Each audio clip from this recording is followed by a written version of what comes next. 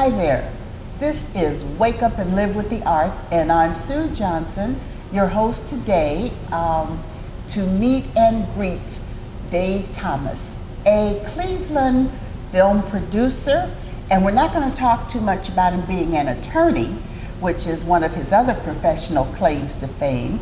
We're going to spend our time welcoming Dave Thomas and talking about Man in the Box, a special film short about Karamu, produced at Karamu, acted out at Karamu, and like I said, we've had on the show before, we've had Tony Sias, who was new to Karamu. We had Terrence Spivey, who directed Man in the Box, and we had Leon Bibb and Peter Lawson Jones, who acted. So by talking about the film, I don't know what's left for you and me to talk for the next few minutes. And Dave Reynolds hasn't been able to join us. Not quite clear, but I understand he and you created the concept.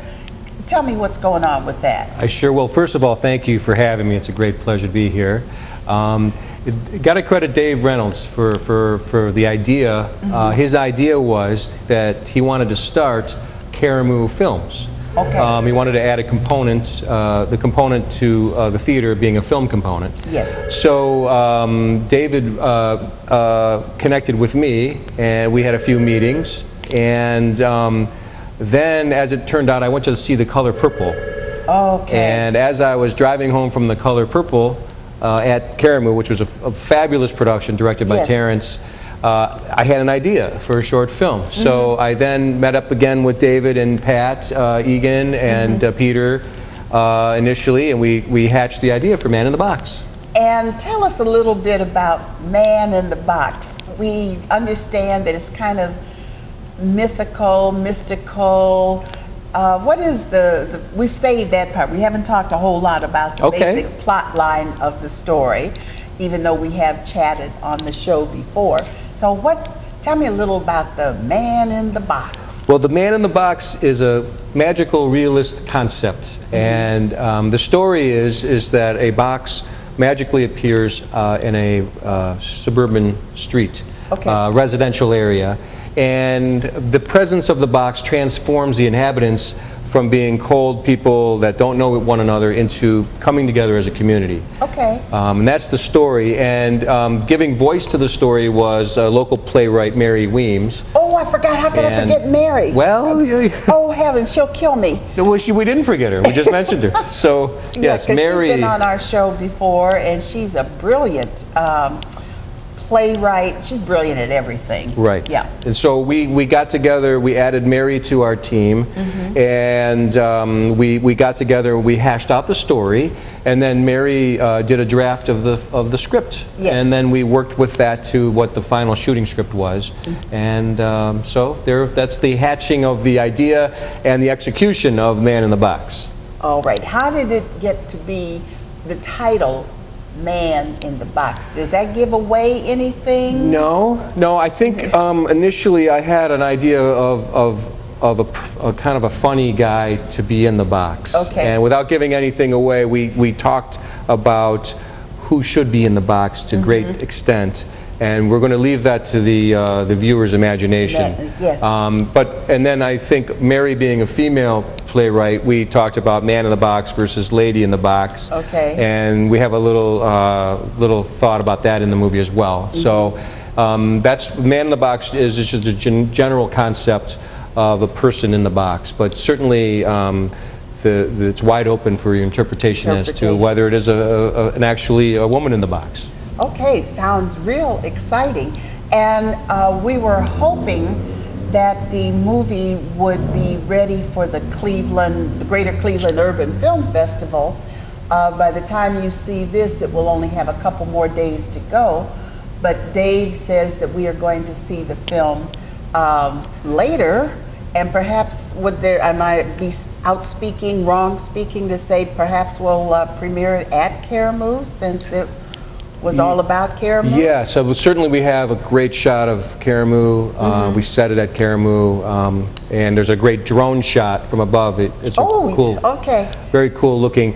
With respect, we have a rough cut done, but most people aren't accustomed or acclimated to viewing a rough cut, which has, if we were cutting between you and I speaking, there'd be different audio levels where you have to do the mixing, and we haven't actually gotten that far yet. So we decided to wait until we premiere it till it's more complete, actually. Of course. Yeah. But the Karamu, we're definitely going to have a screening at the Karamu. There's a few other festivals also interested in it already. And, really? Hot dog, the big festivals? Toronto, Cleveland? Cleveland is Sundance. Definitely in the mix, but we plan on submitting it to festivals like Sundance and Toronto as well, because I think it has a universal message. Unlike a lot of short films, it's actually positive. Most of the short films you see are really dark. Blood, guts, and gore. Suicidal and depressing. The monster coming out of the woods and personal trauma. Yeah. This one is uplifting, and actually the movie does actually lift up at the end, like the helium balloons. Oh, so my word! We feel that it has a good emotional clout to be a success at festivals. Sounds good. We'll be looking forward to that. How did it happen that the film is a short and it's going to end up roughly 10 to 20 minutes somewhere in there? How was the choice made to make it a short, to meet qualifications for the different festivals, or how did that come about? Excellent question. One of the things I was thinking about as I was driving home from The Color Purple that evening was, how do we get a film entity off the ground, such as Karamu? And what we wanted to do is we wanted to create our own film community within the Karamu community, and we did that. But with a short film, you can do just as much as with the feature film, but with a lot less resources that are necessary in terms of financing and everything else, or a long shooting schedule. Crew alone. Exactly. So we were able to accomplish everything that we might have done with a feature film, but we were able to actually do it with a short film, and it was able to launch us more quickly, and so that's why we decided on a short film. And festivals like the Cleveland International Film Festival are actually official Oscar-accredited festivals. So if we premiere it or show it at that festival, it'll qualify for Academy Awards and other things like that. Now, so we'll see how it does. And at that point, hopefully it would be picked up for distribution. Would it head to theaters or HBO, or where would it head to if it's successful? Short films, if they're successful, can, like you say, would be more accessible on cable. And they don't really get a full distribution deal like a feature would, because of the length. I like the old days where they used to show shorts before features. So you're that old? Well, I thought I was the only one. Lester, our videographer, and I, we remember those. I remember them too. I must be older as well. So yeah, well, maybe I don't know about that, but so yeah, I think there's a lot of things that we're thinking about. Maybe we'll reach out to some of the local theaters and have them show the movie before some of their features. Certainly Karamu will plan on having a screening there. It could be something that you can show before even some of the theatrical pieces. And it's also something I think that would be interesting, having showed the rough cut to my children. Actually, the children talk a lot about this. It might be something that would be good for schools, because it has that kind of social message. Cool. So those are the kind of avenues. Yeah, that would be super. Yeah. Okay. Now let me ask you this question. As I said at the top of the show, by career you are an attorney and entertainment lawyer and all the other kind of lawyers that go with that. How did you get involved in film producing? Well, that's a good question also. Great questions. I actually went to film school. I was going to go to film school, but I went to law school to make movies. So it was kind of an interesting choice for me. It was a way of making myself useful in the film area, but also was something I wanted to do. And I felt that I would be a better attorney than a waiter, for instance. So that's kind of was my own way of doing it. So, and I'm also a New York attorney, And I have clients in Europe and other countries with the entertainment law.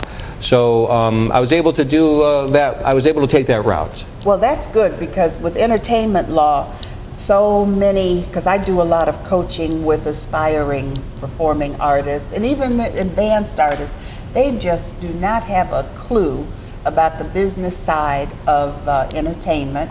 And I'm always telling them they need to find, because I didn't know where they were, find an entertainment lawyer, especially if they're headed to New York or LA, because those are critical. Absolutely. And the other thing I would add is please don't sign anything before talking or consulting with an entertainment attorney. That's especially true. And it's very complicated. It's a very specific area. Yes. And it's a small world, too. It's smaller than you think. Oh, okay.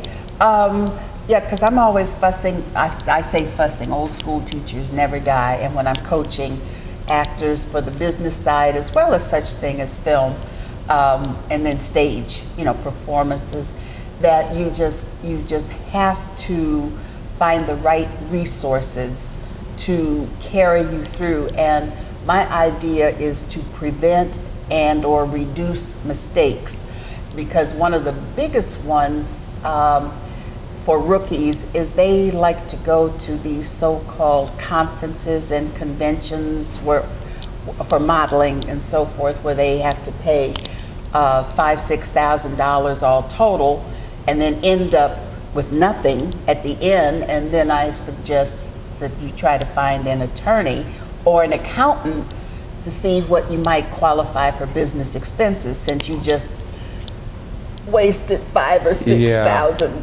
$6,000. I'm never a big fan of paying for anything. Right. Well, you're not supposed to have to. Yeah.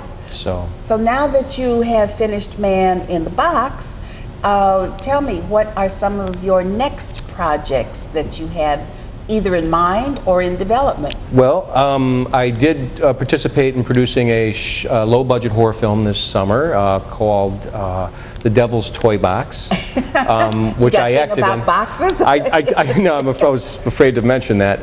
So that's in post-production. It'll be a low budget. It'll be scary out there, people. Then I have some larger films. I did recently sign a 3-film, $37 million deal with, one of the films is a thriller called To Make Heaven Weep.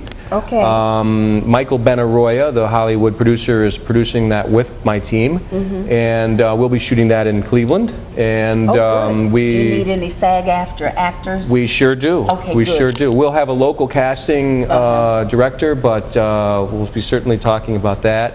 So we're in the process. And one thing I wanted to mention about the entertainment aspects as it applies to films, it's one of the most creative areas, changing areas. This is not an area where, we're looking at 100-year-old laws. There's something new every day on the table. I would imagine so, yeah. So I'm learning a lot with these larger deals. I also have another film with my co-producer in Vienna, Veit Hajduška. Okay. Great name. And Veit won the Academy Award for producing a movie called Amour, which is a film directed by Michael Haneke. Okay. And we have another film that we're working on, actually 2 films. One is a spaghetti western, and another one is and the spaghetti western has Franco Nero, the original Django, and a whole cast of the original Italian spaghetti western people. Wow. And the other one is a thriller. Will be set in Cleveland and Vienna, Austria. So those are the 3 I have on my table right now, and there's a couple others that I can't mention. Yet, okay. So. Now let me ask you this, back to the business side, because filmmakers are always trying to raise, well, actors are too, always trying to raise money to do their films, whether they are the videographer, the filmmaker, the producer, and so forth. Suggest, because we are kind of a teaching actor studio, some advice or insights about when it comes to raising money. What does the aspiring filmmaker and experienced filmmaker, what do they have to do? Where do they look? How do they go about that? Well, you need the right people on your team. It's about access to the finance. It's all about access. It's about access to the talent, and You need certain elements to get the financing. Once you have the connections made with the financiers, you need certain elements, and usually those would be, you have to have a production company, you need the script, you need a budget, you need to be working on pre-sales, which are a component of your distribution deal. And that's why Ohio is a great place, because you could also be working on your tax credit. Yes. So there's a bunch of elements that line up almost like any bank loan, even though the financing isn't quite that simple. But you need certain main elements, and those would be the main elements that come to mind immediately. But every project's a little different. So it's, like I said, there's a lot of creativity involved in every process. But those are the first kind of foundational items that you'd have to start getting together. Sure. And in addition to keeping a very clean credit card and having 2 or 3 part-time jobs to carry you through if you're not already a career person, I don't think a lot of folks necessarily aspiring performing artists realize just how much they've got to come out of their own pockets, to get started. A lot of it might be traveling to meet the people. The time, certainly the time element shouldn't matter. You should be able to get your production together with respect to the creative aspects. Right. Then you may have to worry about meeting people, and so that obviously adds up. But my advice is to just get going on it out there. If you're thinking about it, yeah, do it. And that's the story of our lives, about just do it. And now what we're going to do is to begin to wrap up this segment with David. Are you David or Dave? I'm either way, whatever works. Well, either David or Dave Thomas, our featured guest this afternoon, has shared with us some wonderful insights about his projects and about specifically Man in the Box, which is a Karamu production. And we'll be talking about when it is ready, where it will be shown. Hopefully one of its stops will be Karamu once the film is all ready to go. Absolutely. And we are looking at maybe around October, maybe? Yes, we're getting close, so it could be finished in October, certainly. And that's a pretty fast post-production We've been moving, I've been punching people to get this done. Because you were filming in August, so that's really roughly not even quite 3 months, depending on which part of October it falls in. Correct. So we want to thank Dave, or David, whichever, for joining us today as the producer of Man in the Box.